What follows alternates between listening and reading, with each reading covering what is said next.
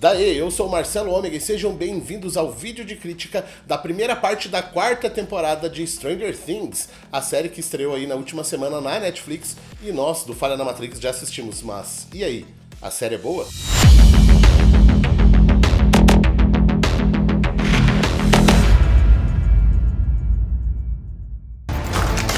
Friends. Well, it's gonna be up to us again. Go! Drive!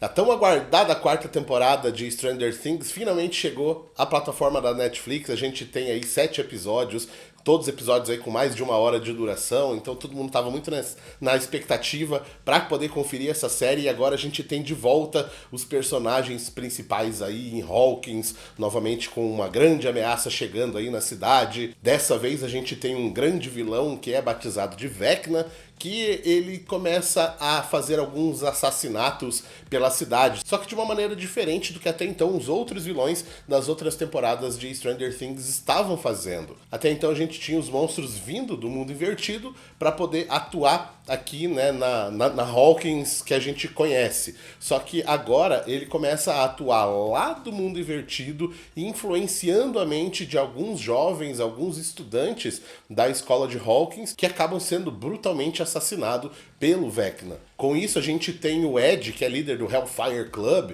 o grupo aí de RPG do qual o Dustin e os outros amigos deles aí fazem parte. Ele acaba se tornando o grande suspeito de ter feito o primeiro assassinato, já que a primeira jovem que morre na casa dele. Então ele acaba fugindo, né? Então a gente tem essa base da história aí da polícia investigando o assassinato, enquanto o grupo aí das crianças, dos adolescentes, sabem que na verdade não foi o Ed, né, que a gente tem uma ameaça vindo de volta do mundo invertido, e com isso eles começam essa investigação para poder tanto livrar a barra do Ed, quanto vencer o Vecna, né, essa grande ameaça que está vindo de volta aí do mundo invertido. E em paralelo a gente tem lá na Califórnia o núcleo do Will, da Eleven, né, a Jane, e também o Mike chegando lá na cidade.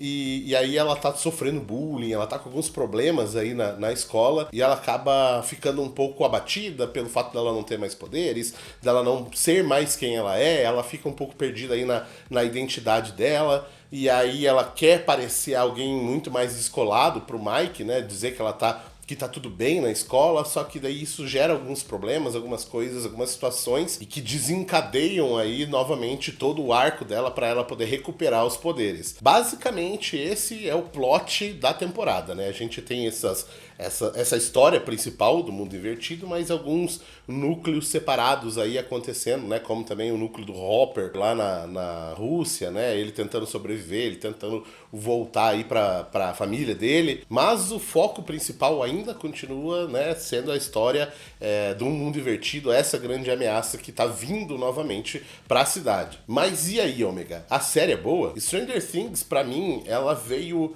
numa decrescente ao longo das temporadas. A primeira temporada é a melhor temporada, na minha opinião. Ela é mais redonda, ela é mais contida, ela é mais ingênua, digamos assim, né, pelo fato das crianças serem o núcleo principal da história.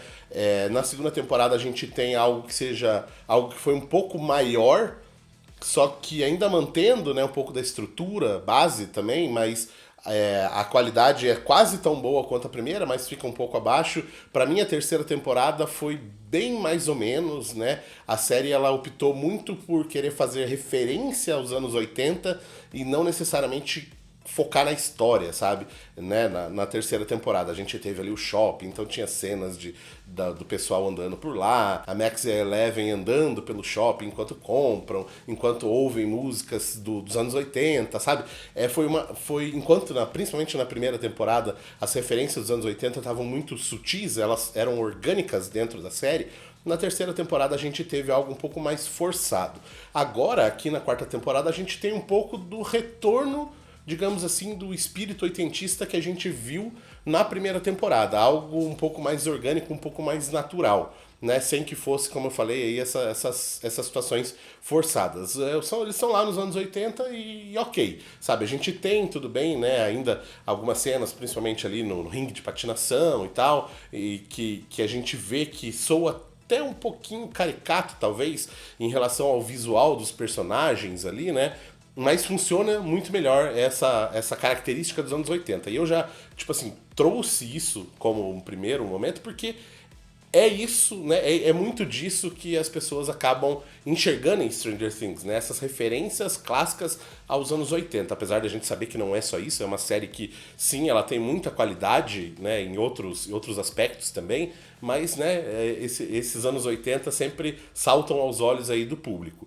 Em relação à história, Stranger Things ela tem, como eu falei, vários núcleos, né, na quarta temporada. Alguns funcionam muito bem, outros nem tanto, assim. E o que é pior, assim, o que eu acho que fica mais a desejar é o núcleo dos que seriam, né, os que foram os protagonistas da primeira temporada. Então todo o núcleo aí que a gente tem do desenvolvimento da Eleven, o Mike e o Will ficam praticamente esquecidos na história. Eles efetivamente não andam em nada com a história, não contribuem em nada com a história, eles estão lá do lado da Eleven. A Eleven, sim, né, ela tem um arco ali de recuperação de poderes, como eu falei, né?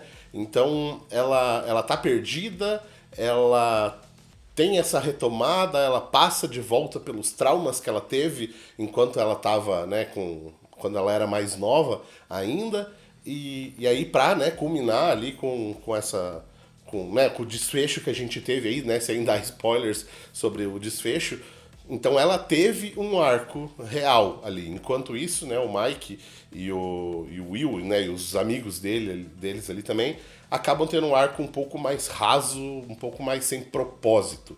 Acaba acontecendo também um pouco com o Hopper, né? Todo o arco dele na Rússia funciona dentro dele. Pra história, a gente não viu ainda, né? A própria mãe do Will aí, né? Chegando lá, resolvendo toda essa história em relação aos russos. A gente fica meio que... Tá, por que tá acontecendo exatamente isso, sabe?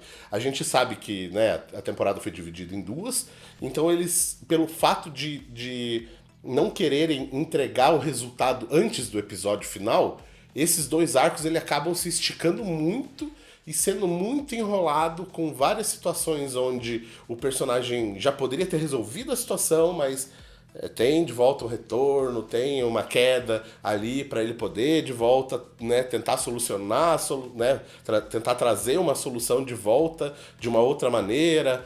Enfim, acaba se tornando um pouco enrolado, né? O próprio arco ali do russo, do Yuri, ele é um pouco bobo, sabe?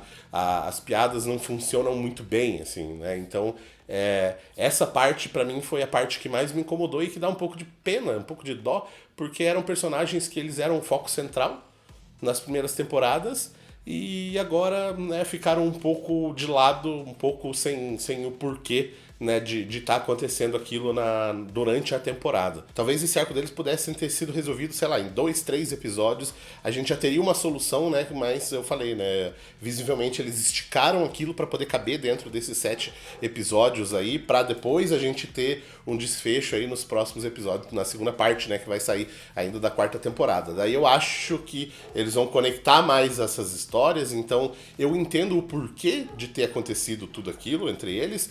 Porém, a maneira, né, o decorrer, o desenvolvimento me tirou um pouco da história, assim, sabe? Quando apareciam eles, eu falava, não, volta pra Hawkins, quero ver o que tá acontecendo lá. Por falar em Hawkins, essa história pra mim foi a história mais legal, a história aí que a gente tem o Dustin, tem a Nancy, tem o Steve, enfim, todo aquele núcleo, né, enquanto eles estão realmente tentando descobrir mais sobre o Vecna, mais sobre o mundo invertido, sobre a ameaça, eles tentando evitar que a Max morra, né? Todo esse arco, pra mim, funcionou muito bem. Foi um arco muito bem desenvolvido, os personagens funcionam muito bem, eles se encaixam muito bem, o relacionamento deles é muito bom, eles têm o toque de drama necessário num tom certo, eles têm o toque de terror necessário também no tom certo, as piadas funcionam muito bem, né? O relacionamento ainda do Dustin com o Steve ainda é muito legal de ver, né? Porque eles se confrontam, mas eles sabem que eles são amigos, né? Então a gente tem esse embate que funciona bem. E até os personagens novos, né, como o Ed também, ele encaixa bem dentro do grupo, ele faz bem o papel dele ali, né, não só o ator em si, mas o personagem, ele encaixa bem dentro da trama, né, pelo fato de ainda não saber o que está acontecendo, porém ele não estranha, já que ele, né, curte, tem um pouco de conhecimento aí do mundo do RPG, então ele entende, né, o que pode estar acontecendo, por mais que seja estranho, por mais que seja fantástico, mas ele já tem essa vivência, esse background de RPG que faz ele aceitar, né, tudo de uma maneira mais legal, assim. Até o pessoal ali do time de basquete, do qual o Lucas também fazia parte, eles têm aquele estereótipo, né, o cara mais popular, o cara mais legal da escola, só que ele não chega a ser babaca, sabe? Por mais que ele esteja preocupado com a morte da namorada dele, né, ele não chega a soar burro, sabe? Porque a gente às vezes tem esse personagem de uma maneira que é tratado de uma maneira que não é legal, sabe? De uma maneira que fica muito caricata e tal. E aqui acho que ele funcionou bem, né? Dentro da história também. O vilão, o novo vilão aí também encaixou bem dentro da história. A gente tem, né, aquela reviravolta no final ali que conecta tudo, que pra mim também completou bem, né, a justificativa das coisas, como eu falei ali, de ter um pouco esticado, então eles esticaram para poder ter essa entrega no final, né, em relação ao vilão, já que se tivesse sido entregue antes, não faria tanto sentido, assim, né, a gente realmente precisava ter esse gancho, esse cliffhanger aí final, para poder, né, puxar para os próximos episódios aí na segunda parte. Então, apesar, como eu falei, né, de ser esticado um pouco, eu acho que ficou legal, assim, o jeito que eles conseguiram construir, a conexão com a primeira temporada, né, da abertura do portal, do porquê que aquilo aconteceu, e até mesmo, né, voltando, né, ao grupo ali que eu falei de Hawkins, a maneira que eles se comportam em relação à grande ameaça, pelo fato deles já saberem, já terem lidado com aquilo, eles agem de uma maneira natural e legal diante do perigo. Assim, uma maneira, né, você parar pra pensar, ainda são crianças, né, são adolescentes, mas eles, talvez justamente pelo fato de não saber dessa seriedade das coisas aí da vida, talvez eles ajam, né, dessa maneira mais leve em relação ao perigo. E assim, eu acho que funciona bem também esse desenvolvimento. Dentro dos 7 episódios, eu acho que o primeiro e o segundo episódio, eles são muito enrolados, como eu falei, dentro desse arco, dessa preparação para a história principal. Eu acho que a história que foi contada ali nessas 2 horas e pouco, né, nesses 2 episódios, poderia ser condensado, sei lá, em meia hora, sabe? Né? Mas a gente sabe que precisava, né, já que é uma série, né, tem 7 episódios, eles precisavam ser realmente um pouco mais esticado. Com isso, tem algumas coisas que são mais bem desenvolvidas, né? Esse background dos personagens, como eu falei ali, do Hellfire Club, né, do Lucas querendo ser popular, enquanto os outros ainda, né, jogam RPG. Então tem toda essa construção dos personagens aí que acaba funcionando bem. De uma maneira geral, a temporada ela é muito boa. Pra mim ficou né, como a segunda melhor temporada, abaixo só da primeira, né, melhor do que a segunda, melhor do que a terceira. Só que tem esses pontos aí que me incomodaram, né? Como eu falei, o arco dos personagens principais até então, que acabaram ficando de lado um pouco, e que eu espero que agora, nos próximos episódios, a gente consiga trazer eles de volta, conectar, porque fica meio estranho, assim, o Mike, o Will, principalmente o Will, que esteve muito lá, né, no mundo invertido, teve toda essa conexão com o Devorador de Mentes e tal, e agora ele tá lá, ele é o irmão da Jane, nem da Eleven, sabe? Ele não tem, ele ainda fica aquele drama em relação à amizade do Will, sabe, esse drama deles pra mim também não funcionou muito bem, assim, então, sei lá, essa parte me incomodou bastante aí. Eu até entendo, né, quem realmente curtiu aí, porque principalmente a história da Eleven, como eu falei, tem um porquê, tem um propósito, mas foi alongado demais pra mim. Eu curti a temporada, foi legal, mas sempre que aparecia o pessoal lá da Califórnia, eu pedia pra voltar pra Hawkins, porque era a história que tava legal e que eu realmente queria ver. E você já maratonou aí essa temporada de Stranger Things? O que você achou desses episódios novos aí? Você curtiu ou você não curtiu? Você concorda ou não concorda com o que eu falei? Comenta aí, né? Vamos bater um papo, vamos conversar aí sobre esses episódios aí da quarta temporada e também a sua expectativa para o arco final aí da quarta temporada, né? Os próximos episódios que vão sair aí no início de julho, beleza? Se você tá chegando agora no Falha na Matrix, seja bem-vindo, se inscreve no canal, compartilha esse vídeo aí com os seus amigos para ajudar o Falha na Matrix a crescer. E se você gostou, deixa o seu like também e também comenta aí, vamos conversar aí, né? Vamos bater esse papo aí conforme eu falei, beleza? Então eu fico por aqui, espero que vocês tenham gostado desse vídeo e eu volto aí semana que vem com mais um. E aí, a série é boa?